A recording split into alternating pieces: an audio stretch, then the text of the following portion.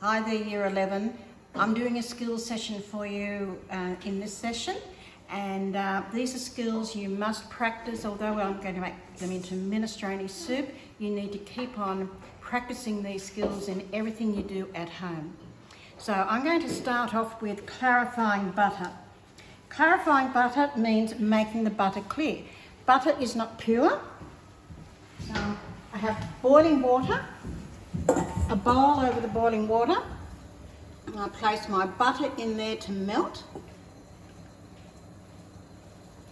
And every time I clarify butter, every time I melt the butter, it's a little bit different.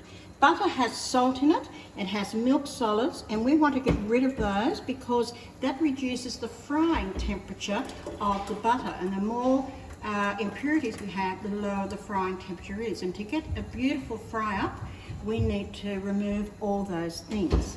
So you can see it's melting quite easily there now. I'm not going to stir it because that only stirs up all the muck and rubbish, so you must not stir it. Is this what they also call ghee? Is that Ghee is Indian clarified butter. That's Ghee? Yes, yeah, and you can buy that in tins, sealed up. I'm going to show you how to clarify your own butter. Yeah. So I have 2 glass bowls here, and I have a ladle. And when this butter is melted, I'm going to use one of these to put the muck and rubbish in, and I'm going to use the other one to put the clear butter in.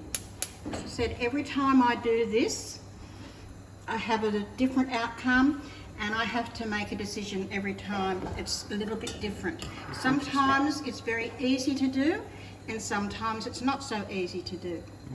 So it's really important. And because in our minestrone soup that we're going to make, we're going to do some frying up in clarified butter. And so this is one of the basic chefing skills that you have to learn. Now I can start to take some of this gum off the top. That's important that it goes. It's taken away. We don't want that. Salt And the milk solids. the milk solids. It's the protein. Protein. Is that the curds? Yeah, the curds. The curds from the milk that's still in the butter, because you know butter is made from cream, which comes from milk. So when they make butter and they get the buttermilk out, is that mainly is it the whey or? It's the milk part. Yes, I suppose it is. If you overbeat pure cream, you will end up with butter and buttermilk, and you can actually, you don't get rid of that, don't throw it away. You can, that's beautifully tasting butter. You can actually salt it and use it as a spread, and then the liquid, the buttermilk, you can use in your cooking. There are many recipes that call for buttermilk. Buttermilk pancakes. Oh yes, buttermilk pancakes. So don't throw them away. Never throw anything away. People have often come up with new recipes based on the fact that they have made a mistake.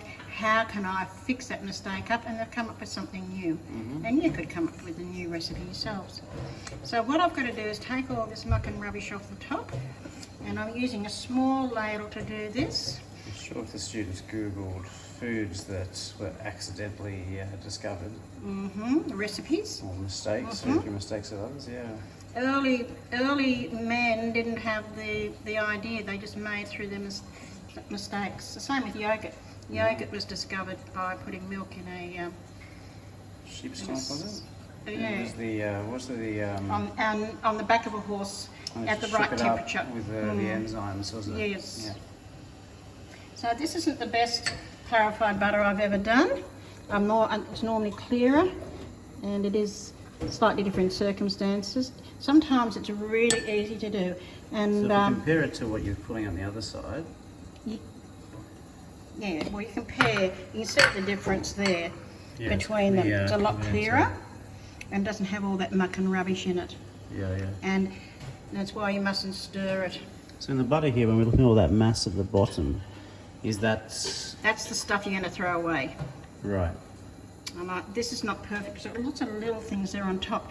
When an apprentice chef goes into a restaurant to work, one of the jobs he's given is jobs like this in preparation for the chefs. Often an apprentice chef doesn't get to cook for many months and to present food, but he develops his other skills, and when he's satisfied the head chef enough, he will then be allowed to actually prepare food for the customers.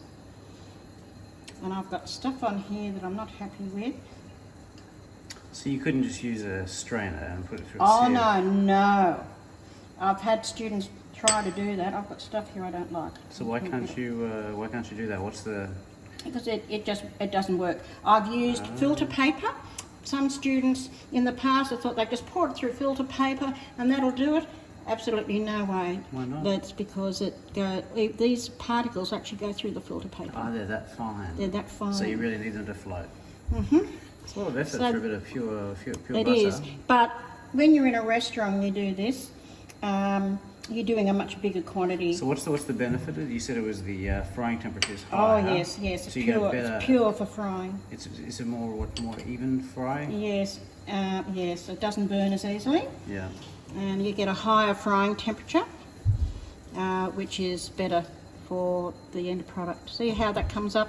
Yeah. I think I've reached the end of where I can go with this. It's only a small amount, and therefore I'm not getting a lot, but I'm getting enough for our cooking later. So do you just throw the rest away, or could you then let that solidify and then use that for other stuff as butter? You could probably use it for some other things if you needed to. There's not a lot of use for that. But if you're an apprentice chef in a big restaurant, you do a much bigger quantity, you wouldn't have as much wastage as what I'm going to get here Because today. there'd be more for it to float. Yes. Yeah. Now the other skill, while we've still got the boiling water, the other skill